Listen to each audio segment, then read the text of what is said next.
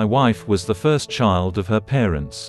She and her 2 junior siblings lost their father when she was 10 years old. She was 22 years and in the university when I married her. Their widow mother was in her mid-40s then, and her 2 younger children were in school and spent most of their time even during holidays in their uncle's place as he was in charge of their training. Not to be too lonely at home, my mother-in-law went to work at times from our house. Within the same week, she would also attend work from her own house for some days. I observed that though my mother-in-law was naturally a lively person, but at some moments she would withdraw to herself. Even when she was in the midst of people she would remain moody. We usually did everything we could to make her happy. However, once she was in those her off-color moments, nothing appealed to her anymore. I urged my wife several to try and dig out whatever in her mother's mind that often ruined her mood. My wife told me that she had done her best in finding out what usually dropped her mother's spirit to low levels most times, and the much she could learn from her explanations was her loneliness as a widow.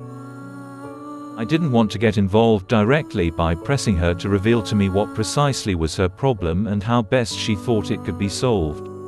She was after all my mother-in-law and I needed to give her space. I later decided to talk to a more experienced man in marital issues and in life about my mother-in-law's issue. I took him into confidence and gave him details of the situation. He laughed and claimed it was a psychological issue of deprivation. He shocked me when he told me that the problem was with me, because according to him, I didn't understand my position in the family as a husband to 2 wives. He advised that I should establish a special relationship with my mother-in-law.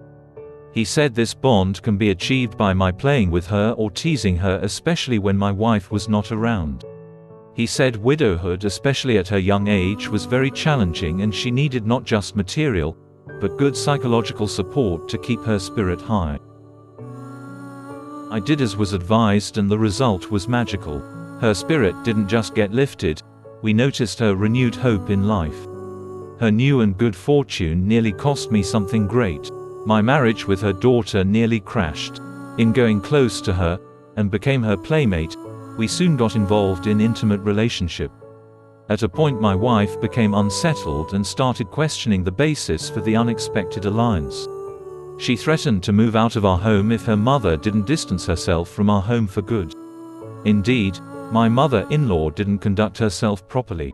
She didn't show restraints and tact, but rather started behaving as if she was competing over me with her daughter despite my warnings to her. From the foregoing, I learned that not all solutions to problems are solutions indeed. Some solutions create more complex problems than the ones they were expected to solve. The elderly man's advice to me seemed to have solved my mother-in-law's problem that I complained to him.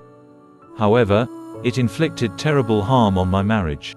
Since the incident of my wife complaining about my relationship with her mother, my heart had been troubled. For this reason I decided to speak out in order to lighten my heart. I also seek for forgiveness through this confession.